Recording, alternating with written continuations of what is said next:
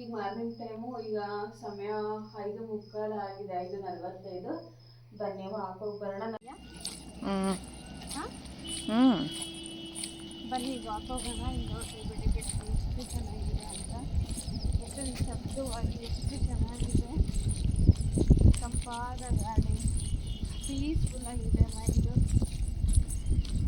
ಒಂಥರ ಏನೋ ಒಂಥರ ಖುಷಿ ಅನಿಸುತ್ತೆ. ತುಂಬ ಚೆನ್ನಾಗಿದೆ. ನಾನು ವಾಕಿಂಗ್ ಬರೋ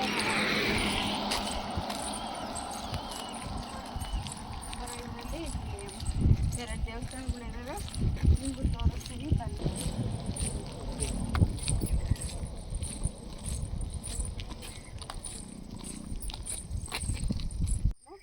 ನಾನು ವಾಕ್ ಮಾಡೋ ಬರೋ ಹತ್ರ ದೇವಸ್ಥಾನ ಇದೆ ಅಂತ ಪ್ರತಿದಿನ ಆಗುತ್ತೆ ಮುಗಿದು ನಮಸ್ಕಾರ ಮಾಡ್ಕೊಂಡು ಹೋಗ್ತೀನಿ.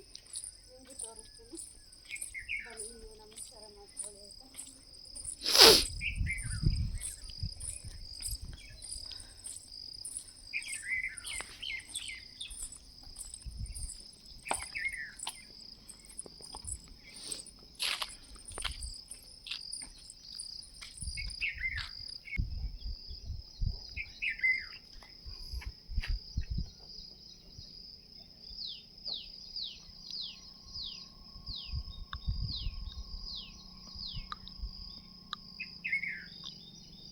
ಬನ್ನಿ, ನೀವು ಪೂಜೆ ಮಾಡ್ಬೋದು. ತೋರ್ಸೋದು ದೇವಸ್ಥಾನ. ನೀನು ಇಟ್ಲು ಸೈಡ್ಗೆ ನಾನು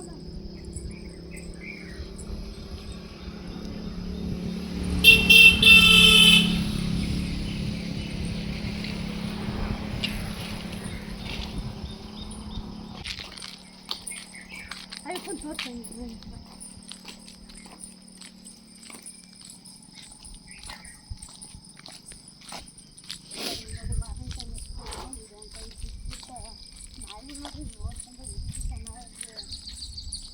ಆರಾಮಾಗಿ ಓಡಾಡ್ತಾರೆ, ಚೆನ್ನಾಗಿದೆ ಅಂತ. ನವಿಲು ಇದೆ ಇಲ್ಲಿ ನಮ್ಮ ಮನೆ ಹತ್ರ. ನವಿಲು ಪೂರ ಸೌಂಡ್ ನೋಡಿ ಬೆಳಿಗ್ಗೆ ಎದ್ದ ತಕ್ಷಣ ಇದೇ ಇರುತ್ತೆ. ಪಕ್ಷಿಗಳೆಲ್ಲ ಅದು ಇದನ್ನೆಲ್ಲ ಅಲ್ಲಿ ಆಂಜನೇಯ ಸ್ವಾಮಿ ದೇವಸ್ಥಾನ ಆದಮೇಲೆ ಇನ್ನೊಂದು ಮತ್ತೊಂದು ದೇವಸ್ಥಾನ ಇದೆ ನಾವು ಬರುವ ವಾಕ್ ರೋಡಲ್ಲಿ ಅಂತ ಇದೆ, ಐಶ್ವರೇಶ್ವರ ದೇವಸ್ಥಾನ ಅಂತ ನೋಡ್ಕೊಳ್ಳಿ. ಪ್ರತಿದಿನ ಇಲ್ಲಿ ಪೂಜೆ ಕೂಡ ಆಗುತ್ತೆ, ಚೆನ್ನಾಗಿದೆ. 2 ದೇವಸ್ಥಾನ ರೋಡ್ ಸೈಡಲ್ಲೇ ಇದೆ.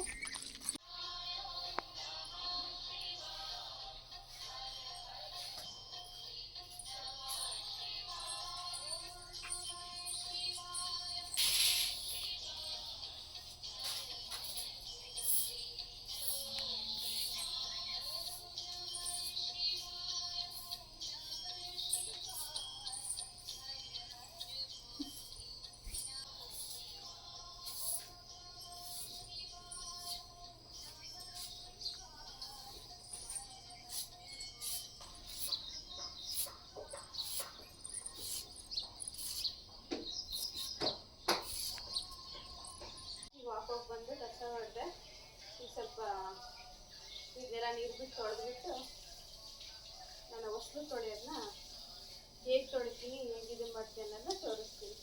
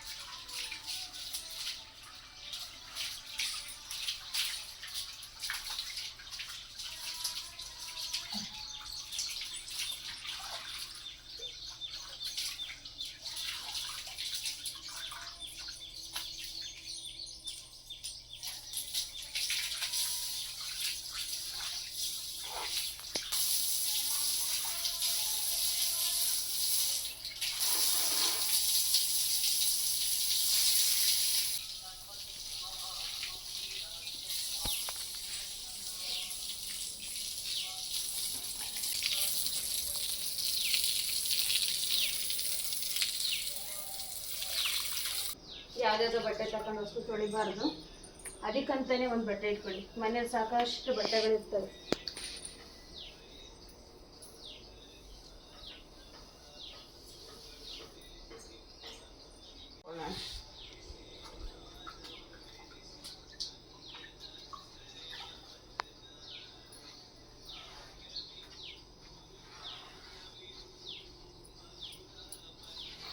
ಈ ಹೊಸ್ಲಿಗೆ ಅರಿಶಿನ ಹಚ್ಕೊಳ್ಳೋಣ. ನಾನು ಇವತ್ತು ಒಂದೇ ದಿನ ಅಂತಲ್ಲ, ಪ್ರತಿದಿನನೂ ನಾನು ಈ ಕೆಲಸ ಮಾಡ್ತೀನಿ.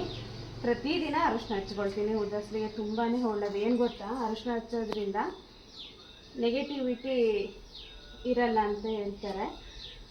ಅದಾದಮೇಲೆ ಈ ಒಂದು ಅರಿಶಿನ ಹಚ್ಚಿದರೆ ಹುಳ ಉಪ್ಪಡೆ ಬರಲ್ಲ ಅಂತ ಕೂಡ ನಾನು ಕೇಳ್ಪಟ್ಟಿದ್ದೀನಿ. ತುಂಬಾ ಒಳ್ಳೆಯದು. ತುಂಬ ಪ್ರತಿದಿನವೂ ಹಚ್ಚುತ್ತಾ ಬಂದರೆ ತುಂಬ ಒಳ್ಳೆಯದಾಗುತ್ತೆ. ನಾನು ಒಂದು ದಿನನೂ ಮಿಸ್ ಮಾಡಲ್ಲ. ಒಂದು ಟೈಮ್ ಊಟ, ಟೀ, ಕಾಫಿ ಕೂಡ ಮಿಸ್ ಮಾಡ್ತೀನಿ. ನಾನು ಈ ಕೆಲಸ ಮಾಡೋದನ್ನ ಬಿಡಲ್ಲ. ಪ್ರತಿದಿನ ಹೀಗೆ ಮಾಡ್ತೀನಿ. ನೀವು ಮಾಡಿ.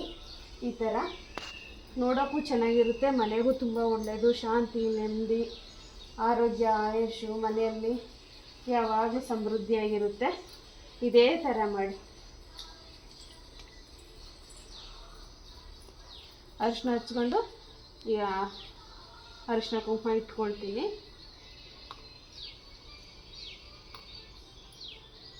ಇದರಲ್ಲಿ ಅರಿಶಿನ ಕುಂಕುಮ, ಅಕ್ಷತೆ, ರಂಗೋಲಿ ಮತ್ತು ಕೆಂಪು ರಂಗೋಲಿ ಇಟ್ಕೊಂಡಿದ್ದೀನಿ. ಈ ಬಾಕ್ಸು ಸಪ್ರೇಟಾಗೇ ಇರುತ್ತೆ. ಇದು ಹೊಸ್ಲಿಗಂತಲೇ ಇಟ್ಕೊಂಡಿರ್ತೀನಿ. ನಾನು ದೇವ್ರ ಮನೆಗೆ ಬಳಸಲ್ಲ ಇದನ್ನು.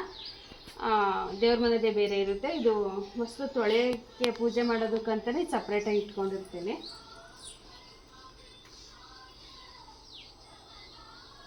ಯಾವಾಗಲೂ ನೀವು ಅರಿಶಿನ ಕುಂಕುಮ ಹಚ್ಬೇಕಾದ್ರೆ ಕಿರುಳು ಬೆರಳು ಪಕ್ಕದಾಗಿರೋ ಬೆರಳಲ್ಲೇ ಅರಿಶಿನ ಕುಂಕುಮ ಹಚ್ಚಬೇಕು. ಇದೇ ಶ್ರೇಷ್ಠ. ಯಾವುದೇ ಬೆರಳಿಗೆ ಎಲ್ಲ ಇಡೋದಲ್ಲ, ಇದೇ ಬೆರಳಲ್ಲೇ ಇಡಬೇಕು.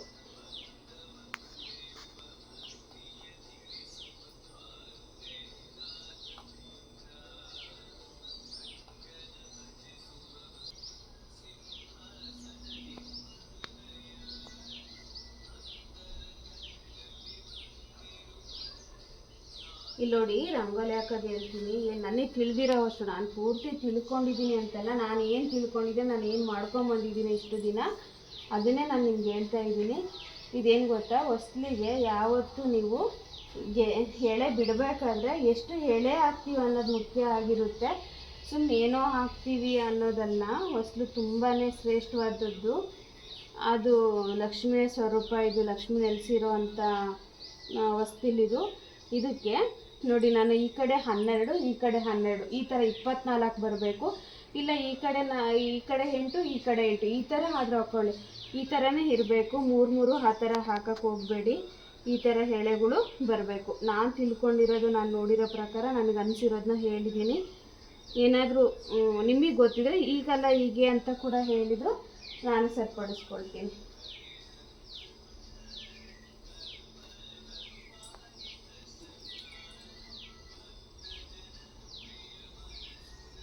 ಇದು ಹೊಸ್ತಿನ ಮೇಲೆ ಈ ಥರ ರಂಗೋಲಿ ಹಾಕಿದ್ದೀನಲ್ವ, ಇದು ನನಗಿಷ್ಟ. ಈ ಥರ ಹಾಕಿದ್ದೀನಿ. ಕೆಲವರು ಹಿಂಗೆ 0 ಸುತ್ತೋದು ಆ ಥರ ಎಲ್ಲ ರಂಗೋಲಿ ಹಾಕ್ತಾರೆ. ಆ ಥರ ಬಿಡಿಸ್ಬೇಡಿ. ಯಾವತ್ತೂ ಹೊಸ್ತಿನ ಮೇಲೆ 0 ಥರ ಮಾಡಬೇಡಿ. ನಮ್ಮ ಇದಕ್ಕೆ ಒಳ್ಳೆಯದಲ್ಲ ಅದು. ಹೂವು ಬರಲಿ, ಒಳ್ಳೆಯದಾಗುತ್ತೆ. 0 ಸುತ್ತಬೇಡಿ ಯಾವತ್ತೂ. ಈಗ ಹೂವು ಇಟ್ಕೊಳ್ಳೋಣ.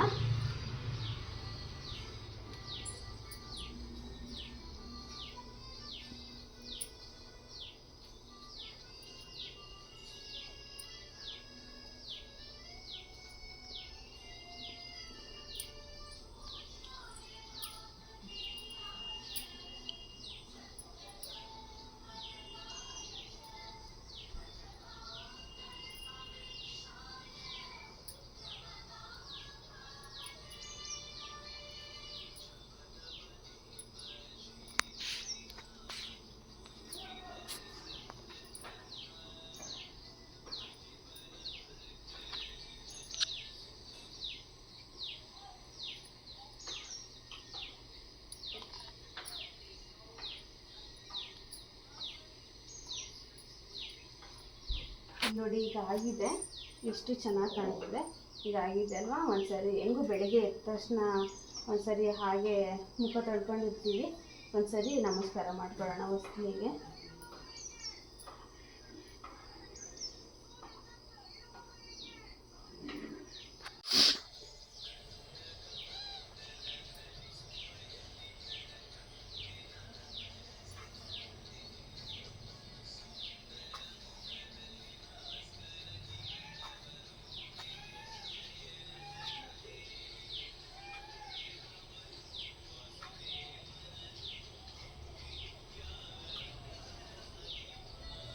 ತುಳಸಿ ಕಟ್ಟೆ ಹತ್ರ ಆಗ್ತಾ ಇದ್ದೀನಿ ರಂಗೋಲಿ.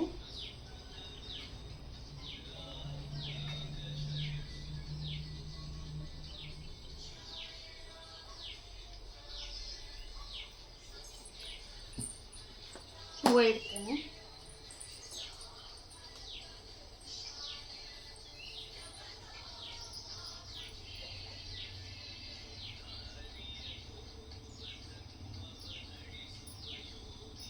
ರಂಗೋಲಿ ಮೇಲೆ ಒಂದು ಹೂವು ಇಡಿ, ಚೆನ್ನಾಗಿರುತ್ತೆ.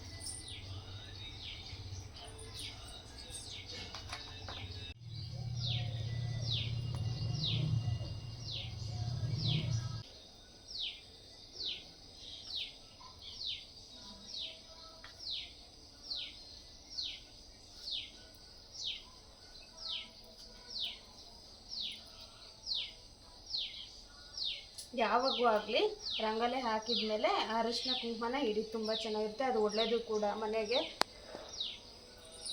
ಒಂದು ಹೂವು ಇಡ್ತೀನಿ. ಹಾಗೆ ಸ್ವಲ್ಪ ಇಲ್ಲಿ ಎತ್ತರದ ಗಿಡ ಇದೆ.